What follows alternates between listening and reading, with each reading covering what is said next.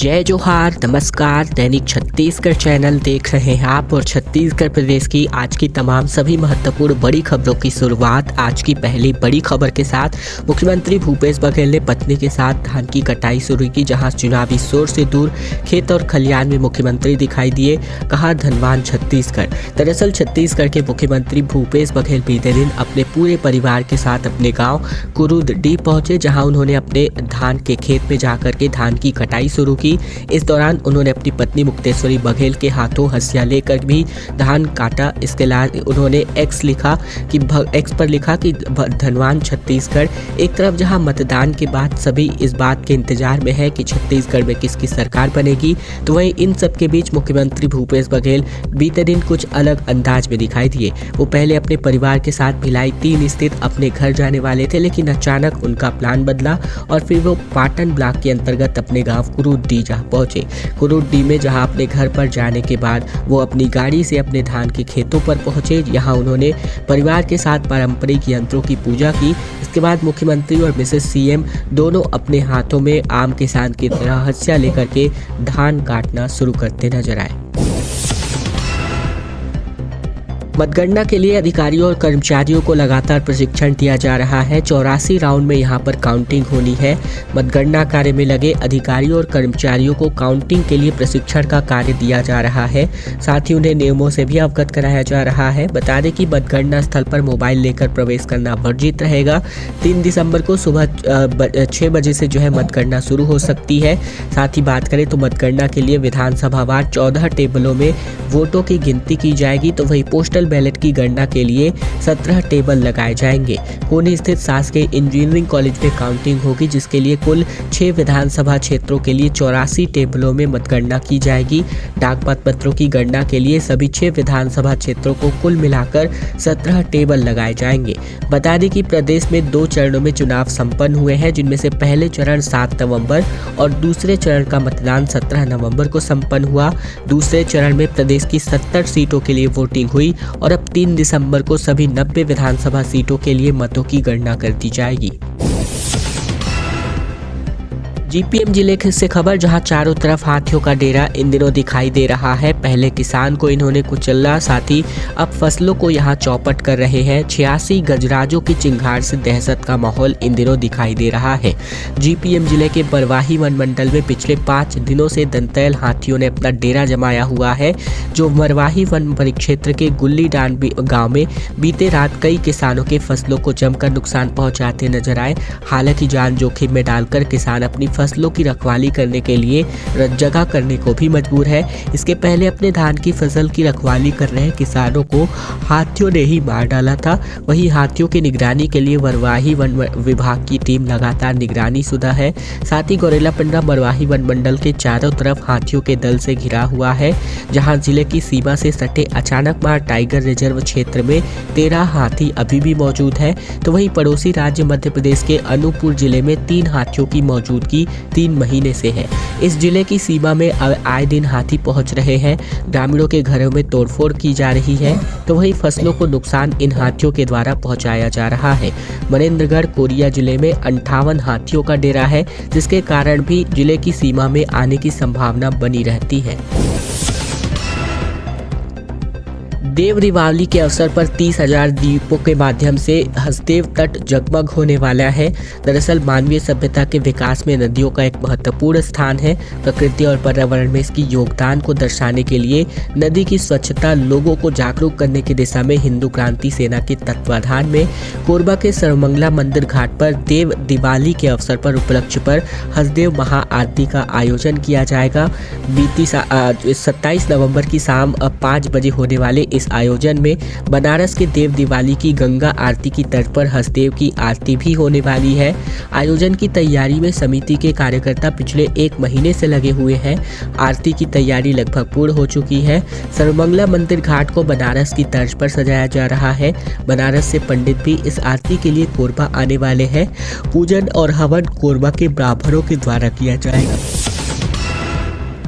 और अब खबर हसदेव माफ कीजिएगा सट्टा ऐप को लेकर के, जहां पर मुख्यमंत्री भूपेश बघेल को 508 करोड़ दिए जाने वाले बयान पर अब पलटती बाजी नजर आ रही है। आरोपी के हवाले से लिखे वायरल लेटर में दावा किया गया है जिसकी जांच बीजेपी ने की है। दरअसल बात करें तो जांच की मांग बीजेपी ने कर दी है। ऑल इन सट्टा ऐप मामले में छत्तीसगढ़ के मुख्यमंत्री भूपेश बघेल पर लगा आरोप वापस लिए जाने की खबर है। एक लेटर वायरल हो रहा है। इसमें आरोपी असीम दास के हवाले से कहा गया है कि मैंने सीएम बघेल को 508 करोड़ रुपए नहीं दिए हैं, मुझे शुभम सोनी ने फंसाया है। दरअसल अब भाजपा ने इस लेटर की जांच की मांग की है। पार्टी का कहना है कि अगर आखिर असीम दास किसके दबाव में यह लेटर लिख रहा है, क्या यह उसी की हैंडराइटिंग है। हालांकि वायरल लेटर को लेकर जांच एजेंसी ईडी की तरफ से कोई भी आधिकारिक पुष्टि नहीं की गई है। इधर असीम की वायरल चिट्ठी रायपुर कोर्ट तक पहुंच चुकी है। असीम के वकील शोएब अलवी के मुताबिक बात करें तो हमने लेटर को अदालत में सुनवाई के दौरान पेश किया, इसे रिकॉर्ड में शामिल किया गया। दरअसल 2 नवंबर को ईडी ने असीम दास को 5 करोड़ रुपए की नकदी के साथ गिरफ्तार किया था। एजेंसी ने आरोपी के हवाले से दावा किया था कि सट्टेबाजी ऐप के प्रमोटर्स ने मुख्यमंत्री भूपेश बघेल को 508 करोड़ रुपए का भुगतान किया है। ऐसे में बात करें तो ईडी ने मुझसे जबरन हस्ताक्षर कराया। ये असीम ने लिखा है कि जब मुझे ईडी वाले पकड़कर जेल ले गए तो वहां अखबार पढ़ करके पता चलता था कि मेरे नाम से क्या बयान छापा गया है। मैंने मुख्यमंत्री को 508 करोड़ दिए हैं, ये असत्य है। असीम ने दावा किया कि वो 10वीं तक पढ़ा है, उसे अंग्रेजी नहीं आती। ईडी वालों ने अंग्रेजी में लिखे बयान पर जबरन हस्ताक्षर कराया है। पराली जलाने पर अब जुर्माना लग सकता है। गौठान में पैरादान और फसल अवशेष का उचित तरीके से निपटारा करने का निर्देश यहां पर दिया जा रहा है। दरअसल बात करें तो पराली जलाने पर जुर्माना लगाया जा सकता है। गौठान में पराली दान करने के निर्देश दिए गए हैं। साथ ही फसल अपशिष्ट से कंपोस्ट बनाने का भी काम किया जाता है। जिले में खरीफ के तकरीबन 2023 के तहत 1,96,690 हेक्टेयर धान की फसल बोई गई थी, जिसकी कटाई का काम अभी भी जारी है। पराली को लेकर कृषि विभाग मैदानी अमलों के माध्यम से प्रचार प्रसार कर रहा है। वर्तमान में कृषकों के द्वारा हार्वेस्टर के माध्यम से धान की कटाई कराने का प्रचलन बढ़ा है और इसके बाद आगे की फसल की तैयारी के लिए खेत में बचे हुए पराली को तत्काल निराकरण के लिए इसे जला दिया जाता है। कृषि विभाग ने कहा है कि पराली को जलाना सही नहीं है। वर्तमान समय में यह पर्यावरण और स्वास्थ्य के लिए भी काफी हानिकारक है। फसल का अवशेष जलाने से पर्यावरण प्रदूषित होता है, तो वही इससे निकलने वाले धुएं में मौजूद जहरीली गैस लोगों को बीमार करती है। इससे मृदा का तापमान भी बढ़ता है, जिसके कारण मिट्टी की संरचना बिगड़ जाती है और लाभदायक सूक्ष्म जीवों की संख्या भी कम हो जाती है। जीवांश पदार्थ की मात्रा कम हो जाने से मृदा की उत्पादकता क्षमता भी कम होती है और इन तमाम वजहों की वजह से पराली जलाने पर जुर्माना लगाया जा सकता है। एनआईटी रायपुर में मॉक प्लेसमेंट आयोजित किया, जहां बात करें तो 1000 स्टूडेंट्स में से 80 ही इस फाइनल राउंड तक पहुंच पाए हैं। नेशनल इंस्टीट्यूट ऑफ टेक्नोलॉजी के माध्यम से स्टूडेंट्स के लिए बीते दिन मॉक प्लेसमेंट का आयोजन किया गया। ये आयोजन सहयोग द मेंटरशिप क्लब की ओर से किया गया। हर कंपनियों के आने से पहले इंस्टीट्यूट में मॉक प्लेसमेंट किया जाता है ताकि जॉब प्लेसमेंट के दौरान स्टूडेंट्स अपना बेस्ट दे पाए। तो वही एनआईटी में आयोजित मॉक प्लेसमेंट में software development, engineering, data analyst, साथ ही कोर जॉब इन प्रोफाइल के लिए सभी ब्रांच के स्टूडेंट्स को शामिल किया गया।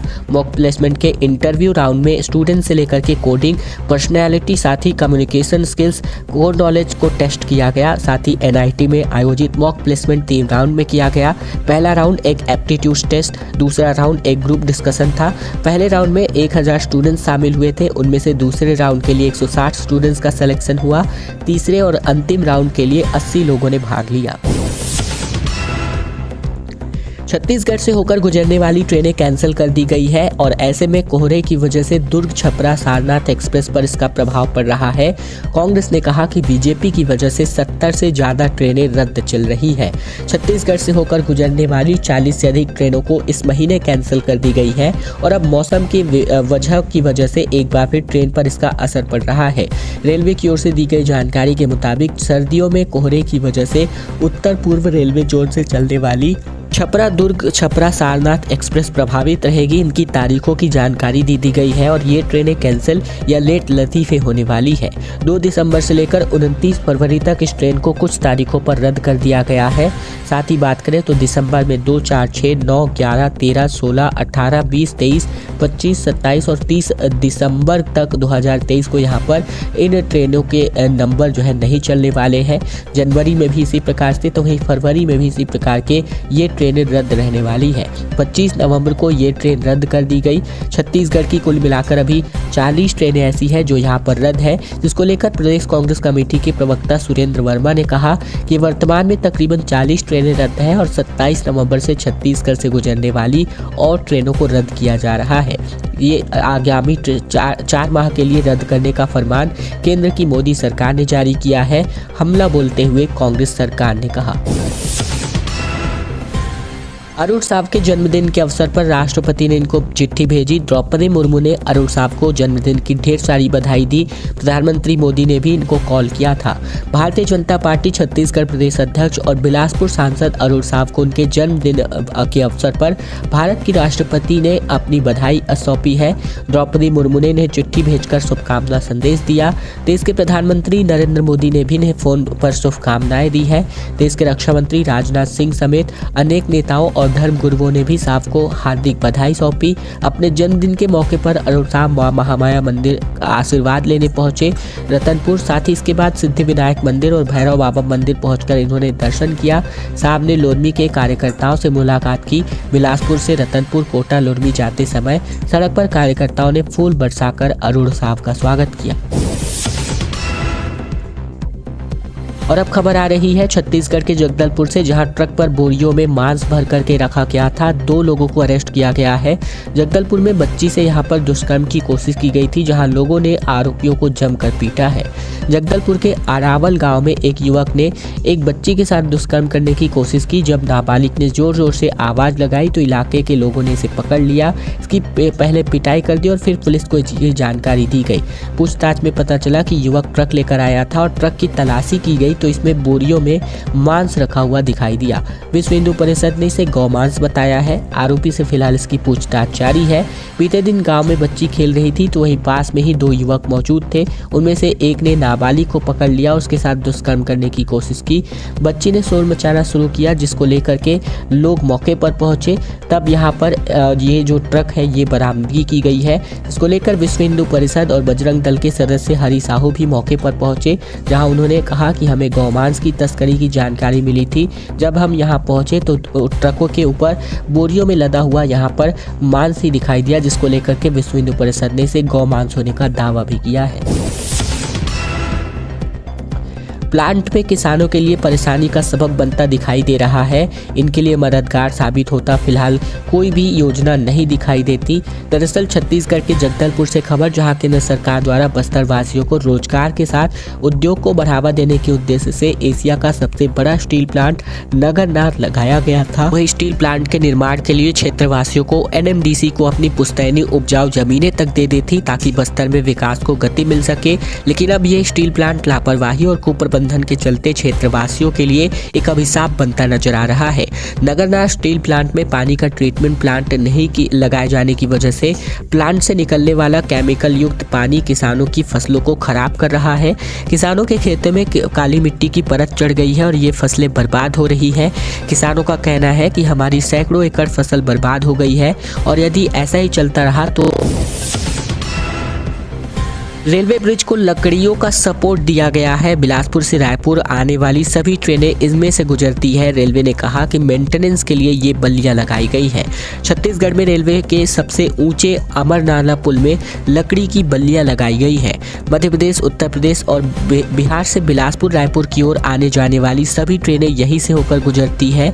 ऐसा दृश्य पहली बार देखने को मिला, जब रेलवे का कहना है कि इससे कोई खतरा नहीं है। मेंटेनेंस और ग्रीसिंग के लिए ये लकड़ियां लगाई बनाई गई है। दरअसल इस मार्ग पर बिलासपुर मंडल के खोडरी और भनवारटंग स्टेशन के बीच अमरनाला में डाउन लाइन पर 799/14 नंबर पर 100 साल से भी ज़्यादा पुराना पुल है। भनवारटंग सुरंग डाउन लाइन पर है और इससे बाहर निकलते ही ठीक सामने एक गहरी खाई भी होती है।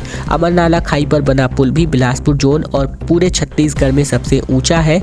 अब यह मजबूत है, लेकिन रेलवे के इंजीनियरिंग विभाग ने डाउन लाइन पर बने पुल के पिलर के नीचे लकड़ी की बीम का सहारा लिया है और इन्हीं बीम की मदद से पुल को सपोर्ट देकर ट्रेनों का संचालन किया जा रहा है। हालांकि रेलवे प्रशासन का कहना है कि ब्रिज में बेयरिंग लगी होती है, जिनमें ग्रीसिंग करने के लिए कर्मचारियों को वहां तक पहुंचना होता है। क्योंकि ब्रिज पहाड़ी इलाके में है, इसीलिए बार बार लकड़ियों को खोला लगाया नहीं जा सकता, इसीलिए लकड़ियों को लगे रहने दिया गया है। बाकी खतरे वाली कोई बात नहीं है। रायपुर एयरपोर्ट पर अवैध वसूली का कारोबार इन दिनों दिखाई देता पड़ता है, जहां छत्तीसगढ़ नागरिक संघर्ष समिति का गुस्सा फूटा पड़ा दिखाई दे रहा है। उड्डयन मंत्री से डायरेक्टर को हटाने और सीबीआई जांच करने की मांग की गई है। रायपुर के स्वामी विवेकानंद एयरपोर्ट पर डायरेक्टर को हटाने की मांग केंद्रीय मंत्री ज्योतिरादित्य सिंधिया से की गई है। ये मांग छत्तीसगढ़ नागरिक संघर्ष समिति ने ज्योतिरादित्य को पत्र लिखकर कही है, जिसमें उन्होंने कहा है कि एयरपोर्ट के पार्किंग में लगातार अवैध वसूली हो रही है, जिसको केंद्रीय एजेंसी सीबीआई या सेंट्रल विजिलेंस कमीशन की ओर से जांच करनी चाहिए। समिति ने पत्र में कहा है कि पार्किंग की अवैध वसूली के चलते आम जनता में काफ़ी नाराजगी है, जिस वजह से किसी भी दिन अप्रिय स्थिति बन सकती है। लोगों में आक्रोश इतना है कि रायपुर एयरपोर्ट में प्रताड़ित हो रहे लोग अक्सर सोशल मीडिया पर अवैध वसूली को लेकर ट्वीट करते रहते हैं। कटघोरा वनमंडल में हाथियों का उत्पात जारी है, जहां वीडियो के माध्यम से आप देख सकते हैं कटघोरा वनमंडल के जंगली हाथियों का उत्पात किस तरह दिखाई दे रहा है। इस बीच अवैध रूप से रेत की तस्करी कर रहे ट्रैक्टर चालक को भी हाथी ने दौड़ा दिया। गनीमत ये रहा कि उसकी जान बच पाई। वहीं अब हाथियों के उत्पात का ये वीडियो सोशल मीडिया पर जमकर वायरल भी हो रहा है। फिलिस्तीन के समर्थन में नक्सली उतरते नजर आ रहे हैं। ग्रामीणों की मौजूदगी में अमेरिका के राष्ट्रपति और इजराइल के प्रधानमंत्री का पुतला इन्होंने फूंका है। बस्तर में नक्सलियों ने एक वीडियो जारी किया है, जहां वीडियो के माध्यम से नक्सली फिलिस्तीन का समर्थन करते दिखाई दे सकते हैं। इजराइल की तरफ से फिलिस्तीन के लिए की जा रही कार्यवाही का विरोध किया गया है। साथ ही सैकड़ों ग्रामीणों की मौजूदगी में अमेरिका के राष्ट्रपति जो बाइडेन, भारत के प्रधानमंत्री मोदी और इजराइल के प्रधानमंत्री बेंजामिन नेतन्याहू का पुतला यहां पर फूंका गया।